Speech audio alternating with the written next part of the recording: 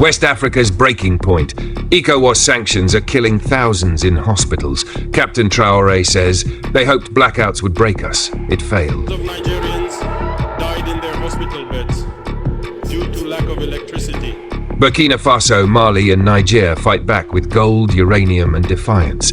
Is this rebellion or a new revolution? Like, share and follow for raw updates from the Sahel front lines. Thousands die in Nigerian hospitals due to power cuts as ECOWAS tensions escalate. Burkina Faso's Captain Ibrahim Traoré has accused ECOWAS of imposing brutal sanctions, including cutting electricity and trade, leading to thousands of deaths in hospitals. When Nigerians die from power cuts and medicine shortages, it's a crime. ECOWAS is responsible, he declared. Mali and Niger face similar hardships, with ports closed and essential supplies blocked, violating international laws. The three nations, now united under the Alliance of Sahel States, refused to back down. They hoped blackouts would spark revolt. It failed, Traoré stated. Instead, they're prioritizing self-reliance, even banning food imports in retaliation. Traoré criticized ECOWAS for ignoring Sahel victories against terrorism while hesitating to condemn civilian massacres. Where is ECOWAS for the people? He challenged. With the AES forging ahead, can ECOWAS survive this fracture? Are economic sanctions pushing nations toward permanent division? One thing is clear. The Sahel is rewriting its destiny, with or without ECOWAS. Stay tuned for more hard-hitting analysis.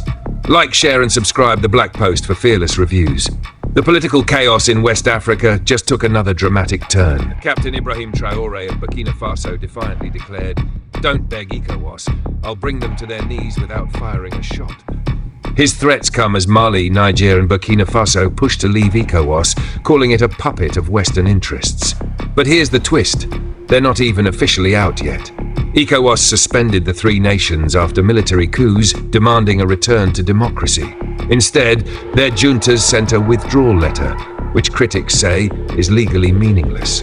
If criminals take over a school and say they're leaving the education ministry, does that make it legal?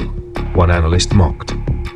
Now, former Ghanaian President Mahama is mediating, but hardliners are furious. Why beg them? They were suspended for breaking the rules.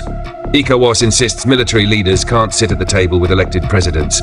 Governance by gun isn't democracy. Meanwhile, Traoré's tariff war threats are being called a joke compared to real global economic battles. While Trump slaps 25% tariffs on imports, Ibrahim is playing sanctions games with neighbors who still rely on ECOWAS. The big question, is this the end of West African unity? ECOWAS says no, the trio never legally left. But with pride, power and uranium at stake, this showdown is far from over. The Sahel nations, Burkina Faso, Mali, Niger, face global isolation as the UN, AU, and major powers reject their AES alliance, calling their military regimes illegitimate.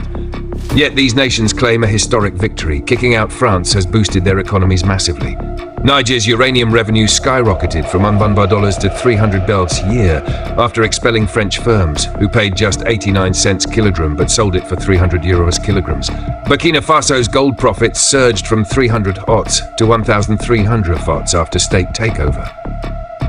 Allied nations, Ivory Coast, Nigeria, Ghana, have cut electricity and military support, strangling the Sahel's infrastructure.